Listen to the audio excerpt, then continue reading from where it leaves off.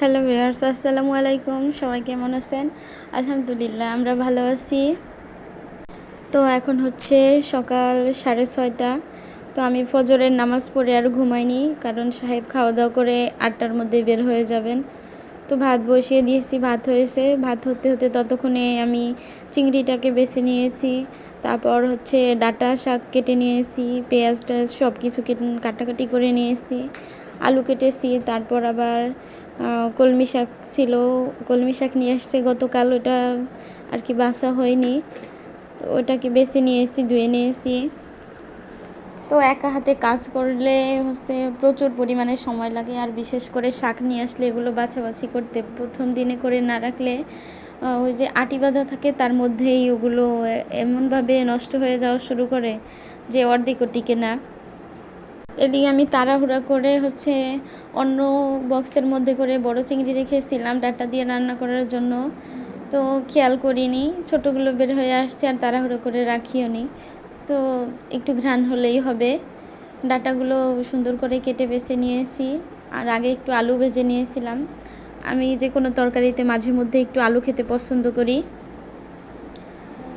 মশলাটাকে ভালোভাবে কষিয়ে চিংড়িটাকে ভাজা হয়ে গেলে তার মধ্যে আমি ডাঁটাটাকে বেশ কিছুক্ষণ কষিয়ে নিয়েছি। ঢাকনা দিয়ে বেশ কিছুক্ষণ কষিয়ে নিলে দেখা যায় যে আধা সিদ্ধ হয়ে যায়, পরে একটু ঝোল দিয়ে আর কি রান্না করে নিলেই তরকারিটা ভালোভাবেই রান্না শেষ হয়ে যায়। তো আমি আবার একটু একটু ঝোল দিয়ে মাঝে মধ্যেই এগুলোকে ঢাকনা দিয়ে দিয়ে একটু কষিয়ে নেই, তাহলে তরকারিটার স্বাদও ভালো আসে। আমি তাড়াহুড়া করে যেহেতু রান্না করছি, আমি একটা ঢাকনা অন্যটাতে ব্যবহার করছি। পরে ভিডিওটা দেখে আমার অনেক হাসি পেয়েছে যে ছোটো একটা ঢাকনা একবার দিয়েছিলাম, দেখি যে হচ্ছে না, তাড়াহুড়ো করে কোনটা ছেড়ে কোনটা দিব দিশে পাচ্ছিলাম না। আমি সাংসারিক অন্যান্য যেসব কাজ করি আমি চাচ্ছিলাম ভিডিওতে শেয়ার করতে, কিন্তু হচ্ছে ওইভাবে সম্ভব হয়ে উঠছে না। আমাদের বাসাটা আমার নিজেরই ওইভাবে পছন্দ না, তো কিচ্ছু করার নেই, যার ফলে হচ্ছে ফ্লোরটা হচ্ছে কালো ফ্লোর, আর অনেক পুরাতন বাসা। এ বাসাতে চুলা রাখার হচ্ছে সিঙ্ক নেই, শুধু একটা বেসিন দিয়ে দিছে সিঙ্ক, আর একটা ডাইনিংয়ের বেসিনও দিয়েছে, এটা আমরা চাওয়ার পরে দিয়েছে। ঘর রান্নাঘর অথবা ওয়াশরুম কোনোটার পরিস্থিতি অতটা ভালো না। এরপর হচ্ছে আবার বেলকুনি নেই, ঘরের মধ্যে সব সময় লাইট জ্বালিয়ে রাখতে হয়, রাস্তার পাশে নিচতলায় মশামাছি। তারপর হচ্ছে আবার এখানে রাস্তার সাথে তো জানালা খুলে রাখাটা ওইভাবেও সম্ভব না, একটু ভয়ও লাগে। ইনশাল্লাহ আমরা বাসাটা চেঞ্জ করলে অবশ্যই আমি ফ্যামিলি ব্লগ শেয়ার করব। আপনারা কমেন্ট করে জানাবেন যে ফ্যামিলি ব্লগ চান কি না, নাকি শুধু রান্নার ভিডিওই চান। এদিকে আমার ডাটা রান্না শেষ, আমি ডিমটা ভেজে নিয়েছি। ডিম সিদ্ধ করেছিলাম সকালে আর কি খাওয়ার জন্য, কিন্তু ওরা সকালে খাবে না, কি আর করার আছে। আমি আবার চিন্তা করলাম তাহলে সে ডিমটা ভুনা করে ফেলি, কেটেও রেখেছিলাম যে ওদেরকে খেতে দিব, ওরা খাবেই না, সেজন্য ডিমটা ভুনা করেছি।